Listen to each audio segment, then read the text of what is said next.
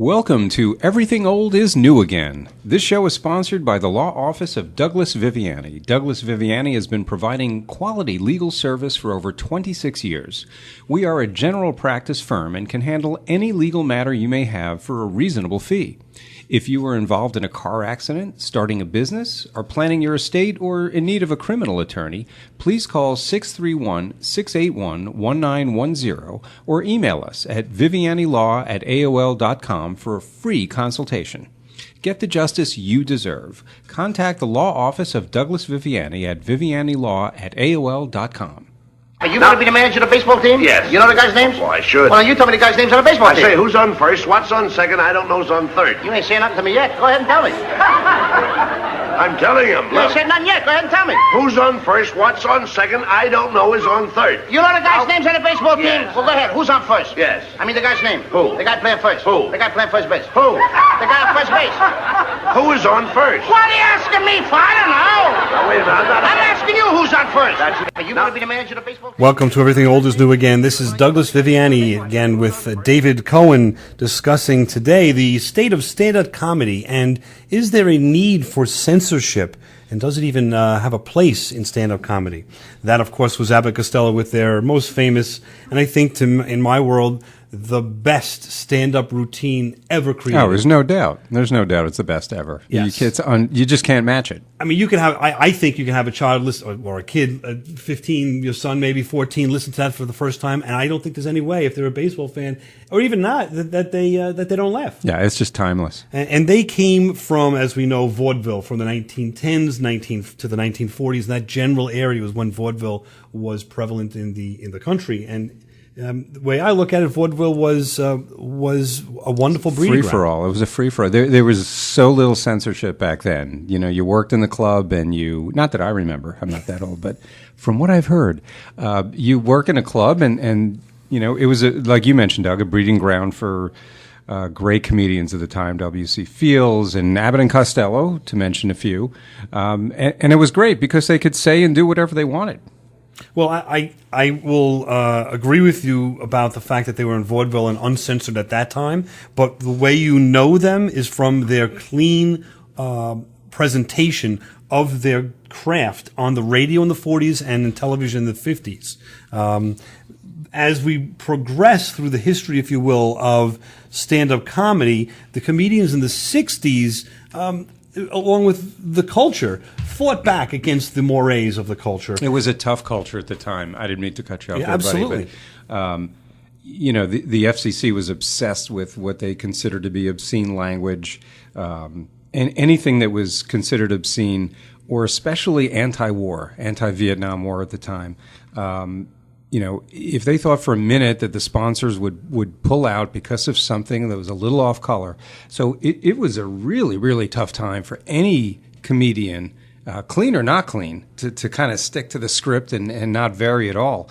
And there were a few stand-up comedians that stuck to their guns, though. And regardless, Lenny Bruce obviously was one of the great comedians who didn't care, and he would do his stand-up routine and walk out of the club and get arrested right away. Right. Well, another one of those would be George Carlin. We have so many ways of describing these dirty words. We have more ways to describe dirty words than we actually have dirty words. That seems a little strange to me. I mean, that's a little piece of a rather long diatribe that he does that's called the 7 Dirty Words. That was very popular and very famous, if you will, back in the 1960s, and maybe the second most to Abbott Costello, now that I think about it, known famous routines. Yeah, I think talking about this and trying to fight back. That's the only quote I could use, by the way, from that stand-up act that we can broadcast over the radio. I see that in the 60s, I agree with Dave, there were those people, but again, I'm going to have to say that the ones that became successful were someone like Flip Wilson, if you remember Flip Wilson, and his Geraldine character, and Flip was he great. was just... I didn't want to buy this sorry. dress. The devil made me buy this dress. You know, he was groundbreaking in his own way within the confines of the difficulties, let's call it, that were out there for comedians. Certainly Bill Cosby with his I Spy, being on the Tonight Shows, his stand-up specials, Bob Hope, like him or not, he was the stand-up comedian of the era. Later on, the 70s and 80s, though, the erosion of this censorship came to a head with comedy records and cable television. And that then spawned the advent of someone like Richard Pryor and Steve Martin. That's right. And, Richard Pryor especially kind of went against the grain against your argument, which was you had to be clean to make it. I mean, he was filthy, but regarded as, maybe the single most influential stand-up comedian in history. How did he do it? I mean, it was the censorship was all over the place, and how All in the Family could get away with the topics that they spoke about. Yet the Smothers Brothers were banned for taking an anti-war stance. Well, I think the Smothers Brothers and Lenny Bruce and George Carlin, people like that in the 60s really broke down some of those barriers. That could be, There's yes. no That's doubt right. they broke them down. But Richard Pryor pressed them to the point where I tried to get a clip for our show, and there is nothing funny that he said that did not include some kind of language that we could not use. I know that's an overstatement, but unless I'm going to go to some of his silly movies later on when he if you want to say, sold out. Someone like Steve Martin played the game right on the fence in my world, right in between. He didn't really use bad language at all. No, but the Let's Get Small, if you remember that bit, which was pretty humorous and obviously an overt reference to something other than let's get you Right. fill in the blank. And he was selling out. My first concert was 1978, watching him at the Nassau Coliseum in front of 18,000 people. Tell me a comedian that can do that today. One comedian that's a seminal comedian in this discussion, in my thought, is Don Rickles. Let's just listen a little bit about how he pushes the envelope. You know this. I got a reputation of being, like Newsweek said, the merchant of venom, destroys stars. You people in the back, this is not true. I love people, really. Ricardo, why do I kid you? Why? Because I don't like you. Isn't this fun, Dean? Huh? He's laughing, and the Jewish guy took your wallet. I want you to know something. You just got married, didn't you? Is that the wife? Oh, yeah. Take a look at what Ross Martin married, will you, please?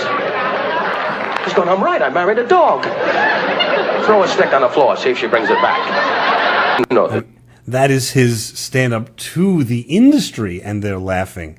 And he, I think, used stand-up comedy kind of different than anyone else. He attacked his audience. He challenged his audience. And in fact, I guess in some way, because at the end of all of his shows, he would talk about sincerely how he loves all and people and is against prejudice. And in fact, he was not prejudiced because he picked on everyone. In fact, if you were in his audience and were not picked on, you would feel some longing. You were slighted. Yeah, right? like, what happened to me? How come you're not picking on me? He was, they say Reagan was the Teflon president. Rickles was the Teflon comedian.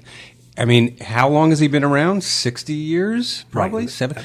Never any controversy, yet for some reason, I mean, I don't know why, he was always pushing the envelope and never got into trouble. It's amazing. But then again, if you think about, let's talk about success and what is success. His stand-up is successful. He's always on these television shows, successful stand-up. But I should have looked it up statistically. I think he had something like 10 series, all of which, except for the last one, which was like CPO Sharkey, which lasted like 2 years, I think all of which failed. I was wondering if you're going to say CPO Sharkey. Is he going to say CPO Sharkey? Yes, he did.